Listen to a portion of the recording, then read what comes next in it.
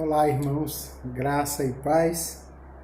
Mais uma vez estamos aqui para compartilharmos a palavra de Deus, uma alegria muito grande. Pensando no tema do mês de maio, famílias transformadas, Deus transforma a minha família.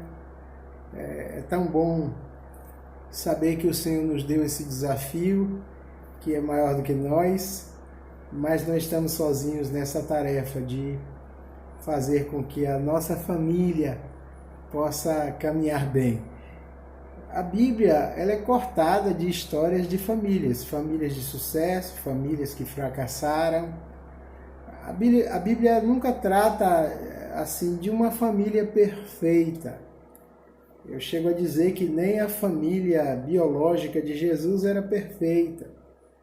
A palavra do Senhor diz que quando Jesus estava no seu ministério público, nem os seus irmãos acreditaram nele, duvidavam de quem realmente ele era. Então, daí nos mostra que nós não temos uma família perfeita na Bíblia, mas nós temos aquele que aperfeiçoa a família. Quando a gente quer andar como servo, quando nós queremos ouvir a voz de Deus, a orientação dada por Deus, a nossa família dá certo. Quero deixar como exemplo a família de Abraão. Diz a palavra em Gênesis 24. Era Abraão já velho e adiantado em idade, e o Senhor havia abençoado a Abraão em tudo. E disse Abraão ao seu servo, o mais velho da casa, que tinha o governo sobre tudo que possuía: põe agora a tua mão debaixo da minha coxa e jura, para que eu te faça jurar pelo Senhor Deus dos céus e Deus da terra, que não tomarás para o meu filho mulher das filhas dos cananeus, no meio dos quais eu habito. Mas irás à minha terra e à minha parentela, e de lá tomarás mulher para o meu filho Isaque. E disse o servo, porventura não quererá seguir-me a mulher a esta terra? Farei, pois, tornar o teu filho à terra de onde saíste? E Abraão disse, guarda-te, que não faças lá tornar o meu filho. O Senhor Deus dos céus é que me tomou da casa do meu pai e da terra da minha parentela, e que me falou e que me jurou dizendo, a tua semente darei esta terra. Ele enviará o seu anjo adiante da tua face, para que tomes mulher de lá para o meu filho. Amém? Que o Senhor aplique a porção da sua palavra lida aos nossos corações. Então nós estamos aqui diante de um desafio a Abraão. Dar prosseguimento à sua posteridade. Diz a palavra que Deus havia abençoado Abraão em tudo.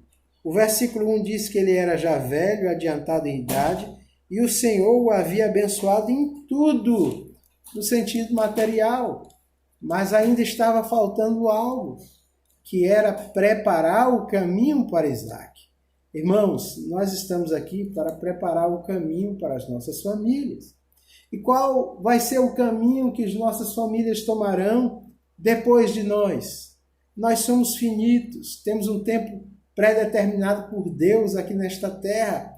E enquanto nós estamos aqui, nós precisamos ser servos que estão a serviço do Rei Jesus, servos que estão debaixo da sua direção, para que a nossa família possa ser abençoada, a fim de que a nossa família não se perca. Então Abraão ele não estava satisfeito com tudo de material que havia recebido. Ele queria a bênção completa, ele queria a direção de Deus para a vida da sua família e do seu filho Isaque. Isaque era o filho da promessa. Os nossos filhos, irmãos, são filhos da promessa. A palavra de Deus diz lá no Salmo 127 que a herança do Senhor são os filhos e o fruto do ventre o seu galardão. Se os filhos são herança do Senhor, então eles precisam ser direcionados a reconhecerem que eles têm esse valor inigualável diante de Deus. Agora, como eles vão se sentir valorizados, como eles vão se sentir importantes para o propósito de Deus, para o plano de Deus, se nós não os informarmos, não os orientarmos a isso. Precisamos ser servos. E eu gosto desse texto porque nos mostra aqui um servo diligente. Abraão diz, e disse Abraão ao servo, o mais velho da casa que tinha o governo sobre tudo que possuía, põe agora a tua mão debaixo da minha coxa. Verso 3, para que eu te faça jurar pelo Senhor Deus dos céus e da terra, que não tomarás para o meu filho mulher das filhas dos cananeus no meio dos quais eu habito. Então Abraão chama aquele servo e diz, olha, jura por minha posteridade. Assume esse compromisso comigo e com as gerações que descenderão de mim. Essa expressão idiomática, colocar a mão à coxa, na realidade era colocar a mão ao órgão reprodutor do homem, e assim se estaria testificando, testemunhando de que algo que precisava ser feito, iria ser feito. Então, irmãos, esse servo, a Bíblia não dá o nome dele, mas mostra a sua ação zelosa, de que ele estava disposto a obedecer o seu Senhor em tudo. Será que nós, como servos, estamos dispostos a obedecer o nosso Senhor em tudo? Estamos dispostos até a contrariar, muitas vezes, a vontade dos nossos filhos, para que eles recebam a bênção de Deus? A palavra do Senhor nos fala de Eli. Diz a palavra que os filhos de Eli eram ingovernáveis, porque Eli os via praticar iniquidade, e Eli era um pai permissivo, que deixava com que seus filhos fizessem o que dava nas suas cabeças. E o resultado foi derrota completa.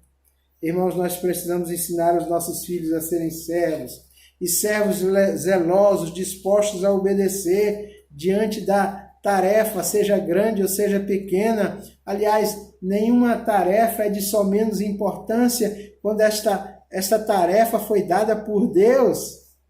E o desejo de Deus era que Isaac casasse com alguém separada por ele, por Deus. Não servia uma cananita, não era qualquer uma, e é por isso que Abraão estava preocupado aqui, olha, eu não quero qualquer uma para a minha filha, meu filho não.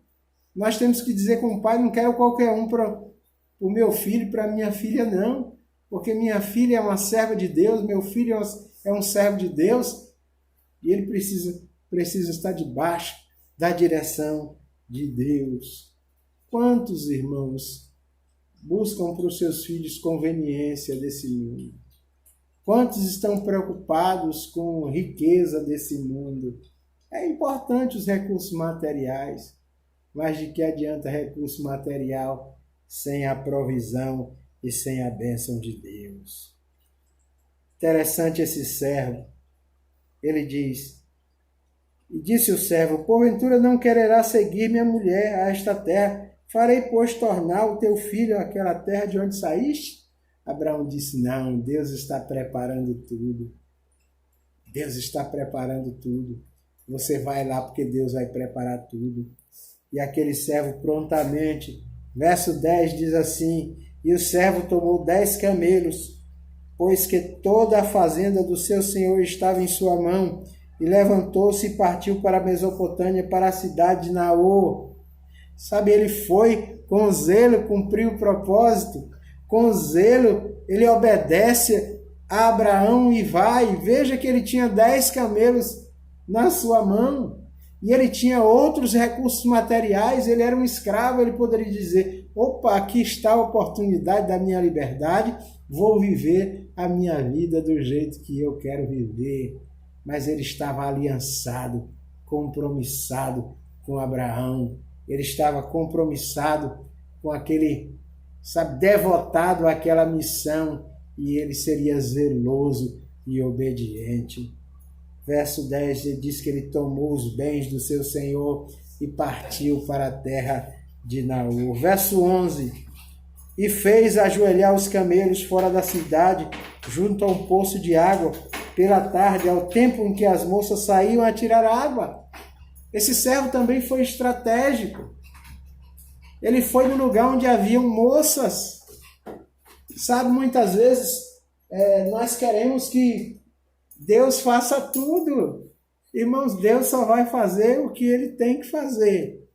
A nossa parte Ele não vai fazer. Precisamos ensinar isso aos nossos filhos. Sabe, quem quer casar precisa ir em busca de lugares onde há moças. É claro que na dependência de Deus. Meninas da mesma maneira, na dependência de Deus. Sem se tornar aquela figurinha fácil, sem se tornar aquela pessoa fácil, não. Porque nós temos valor, precisamos ensinar isso aos nossos filhos. E aquele servo vai no lugar onde havia moças, e ali ele testifica do seu compromisso com Deus, e ele suplica pela bondade de Deus. E ele fez ajoelhar até os camelos, junto ao poço de água. Verso 12 disse: Ó Senhor Deus do meu senhor Abraão, dá-me hoje bom encontro e faze-me beneficência ao meu senhor Abraão. Irmão, sem a oração, nós não vamos conseguir nada. Nem em matéria de família, nem em qualquer outra área, nem na área da família maior que é a igreja. É por isso que nós precisamos assumir um compromisso com a oração. A oração deve ser algo que deve estar assim colocado no centro da nossa vida, do nosso coração, porque Deus não responde, Deus não opera se não for através da oração do seu povo, clamando por sua benevolência e a sua bondade. Temos a oportunidade agora nessa campanha de estar em oração pela nossa cidade, pelas nossas famílias, pelo nosso país. Precisamos ser diuturnamente compromissados, devotados ao compromisso de clamar ao Senhor. Aquele servo,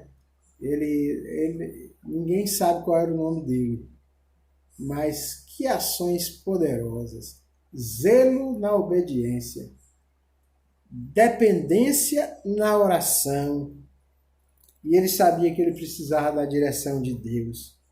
Ele diz no verso 13: Eis que estou em pé junto à fonte de água, e as filhas dos varões dessa cidade saem para tirar água. Seja, pois, a donzela a quem eu disser: abaixa agora o teu cântaro, para que eu beba. E ela disser: bebe, e também darei a beber os teus camelos. Esta seja a quem designaste a teu servo Isaque, e que eu conheça nisso, que fizeste benevolência ao meu Senhor. Ele ainda pede mais, ele é ousado na oração. Ele diz: Senhor, eu vou pedir a uma dessas moças aqui que me dê de beber. E aquela que disser: tu vais beber e eu vou dar de beber também aos teus camelos, que seja essa, Senhor. Que desafio, né, irmãos? E aí a gente aprende que Rebeca tinha outras características. Além de ser uma serva, era trabalhadora, zelosa, não era alguém que comia o pão da preguiça. Sabe quantas vezes hoje os nossos filhos ficam numa dependência tão grande, né? E tudo depende do pai, tudo depende da mãe. E quantos se casam e ficam eternos dependentes? Isso é um problema, irmãos. Precisamos pedir a Deus que os nossos filhos sejam zelosos, trabalhadores, sejam cumpridores dos seus deveres, sejam dispostos, porque diz a palavra que do trabalho das nossas mãos nós vamos comer, felizes seremos, e tudo nos irá bem. Isso é o que o Salmo 128 diz. Precisamos pedir a Deus a bênção do Salmo 128 para os nossos filhos. Bem-aventurado é aquele que teme ao Senhor e anda nos seus caminhos. Pois do trabalho de suas mãos comerá, feliz será e tudo te irá bem. A tua mulher no interior da tua casa será como oliveira frutífera, os teus filhos como rebento da oliveira, à roda da tua mesa. Eis que assim serão abençoados todos aqueles que temem ao Senhor. O Senhor te abençoará desde Sião. Irmãos, veja como é importante termos atitude de servo. Veja como é importante em matéria de família que nós estejamos preocupados com aquilo que tem real valor. Abraão tinha tudo em matéria de bens materiais, mas ele queria mais, ele queria a direção de Deus para a sua família.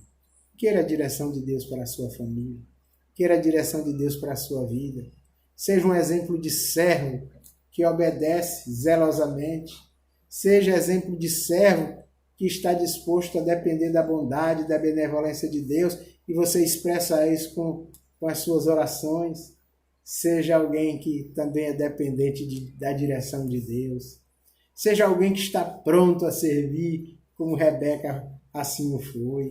Que nós possamos ensinar aos nossos filhos e à nossa família a atitude de um servo. Abraão foi servo. O servo maior da sua casa foi servo dos servos. E nós também precisamos ser servos, porque a atitude de um servo faz diferença na família, faz diferença na igreja, faz diferença na sociedade em que vivemos. Que Deus te abençoe, que lhe dê uma semana de paz. Esse é o meu desejo, a paz do Senhor.